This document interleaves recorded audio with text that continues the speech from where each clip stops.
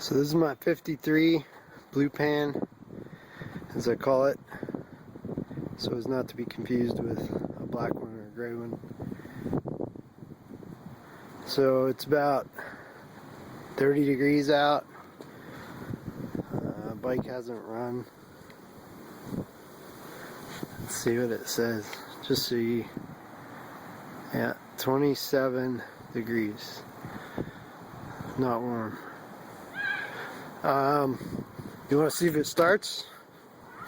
Alright, we'll give it a shot. I already gave it 2 primer kicks.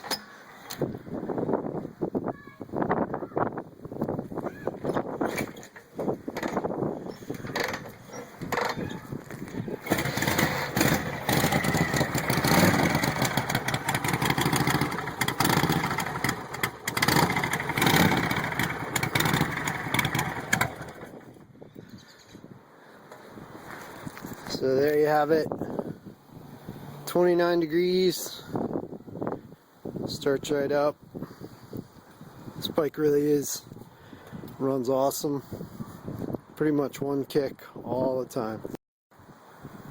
Alright, so I'll keep this short just so I don't bore you. Long and short of it is 53 FL motor, original Harley wishbone frame,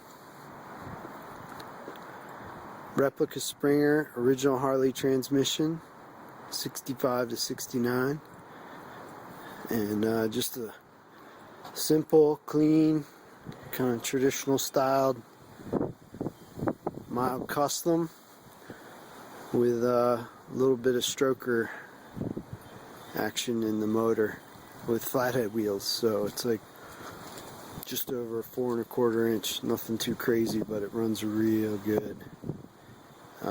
Bike came to me, it was built in the late 80s. It's kind of a show bike. It was long, kind of tacky, and no one wanted the parts, so I ended up changing things around, and this is what I ended up with. So here's the deal, 16-inch bars, and they're welded with stainless via TIG to a new clamp. This is a replica, brand new in May. Built this bike in May, so everything new is May. Springer. And also, haven't cleaned this bike in a while, and it's probably got close to 500 miles on it through some really nasty weather. So it's a little dirty, but you can see there's not much oil on it either, so keep that in mind. And this is what it'll look like. Brake parts are mostly original, old chrome, in pretty good shape. You see there. Front wheel was on the original bike, and stainless spokes, 18-inch. Everything's in real nice shape. Star hubs, front and rear. The frame, like I said, it's original. Usual stuff is already gone. It's got some light molding on it. The neck was windowed. Did a real nice job. I don't think it's ever been cut, except I do think maybe they added like 2 degrees based on my measurements in the neck. Tank mounts were cut off, and you can see what's left there. That's about it. And that was re-welded at one time.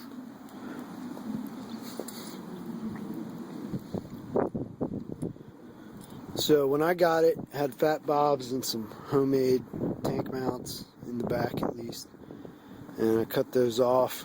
This is a new repop Wassel tank, so no worries about cracks, leaks, breaks. It's good, heavy, solid steel, all super clean. Fresh coat of paint with a lace panel. New Triumph style cap. The backbone, it's not just a hole, I actually drilled and welded in a bung.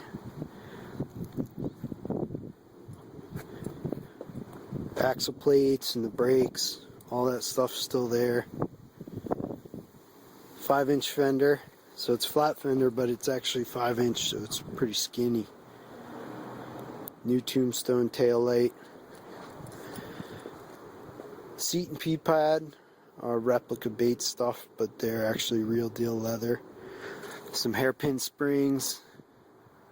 Got a new chrome replica style tank. Battery cover. Brand new as of now, little Shore. Pretty expensive battery, 6 volt. And all the wiring and everything's in there as well. So we'll go through the motor real quick. Okay, like I said, 53 FL, original cases, matching belly numbers. Really nice shape. Only thing I've ever seen is that somebody repaired that front motor mount at one time. Actually, that was done when the motor was built. I have a handwritten receipt, and the wheels were done at that time as well. The heads are original Harley, 63 or 65 outside oilers. No broken fins, no strip threads that I've seen. Really nice shape. Put some brand new CCE aluminum cast rocker boxes with stainless hardware. No leaks. Look at that. And like I said, that's after 500 miles or so. So 6-volt generator, original Harley. It's got real nice chrome. Cylinders are original Harley. You see, got some blue powder coat. Again, going back to that kind of 80s show thing. I had a mechanical regulator, but I gave up and went with solid state. So that's new too. Chrome hardware everywhere. S&S manifold. I'm running auto light plugs. It's got a Bendix 40mm with adjustable main jet. It runs so good. I'm not a Bendix guy, but no point in changing it. And you see how when they built the motor, they did the outside oilers. Some pretty good machine work on those little fittings. Original cam cover, chrome's awesome. Tappet blocks, polished and chromed. That's an old aftermarket Advance. It's been on there since the motor was built. Again, runs awesome. And honestly, I never wanted to change anything. Timer boss still there. Original cast oil pump. Again, they did that in blue to match. Exhaust spigots, real good. So that's the motor.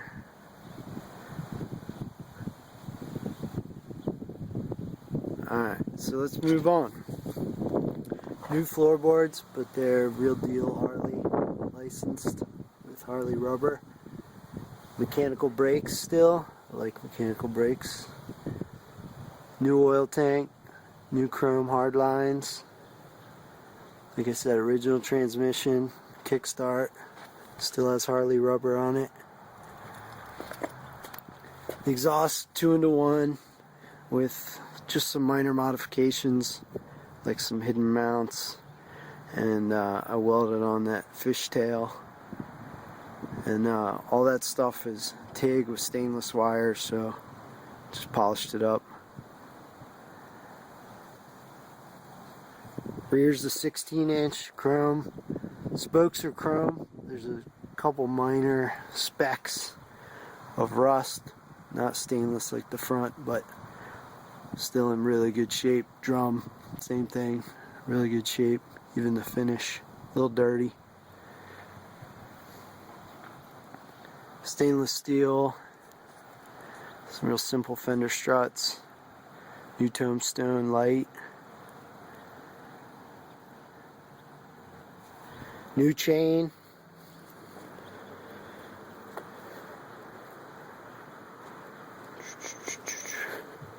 old KD headlight.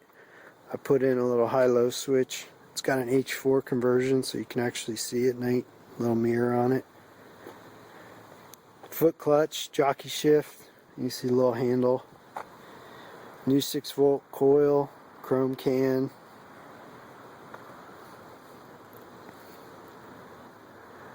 Passenger pegs, I mean, let's be honest, who's going to ride on this but Harley rubber.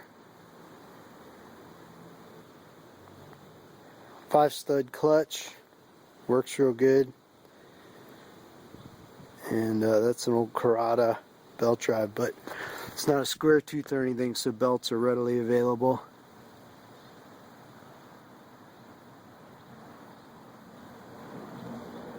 And that's about it. So now I'll go into the bad stuff, which is, like I said, frame, I didn't repaint, so there's a few chips, nicks. You can see on the axle plates where I mount the bags. You know, up there where the old fork stops were.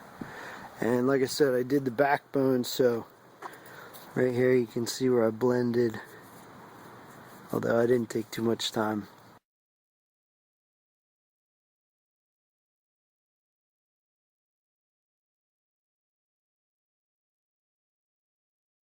Some old molding, and so it's not perfect, but it's still really nice.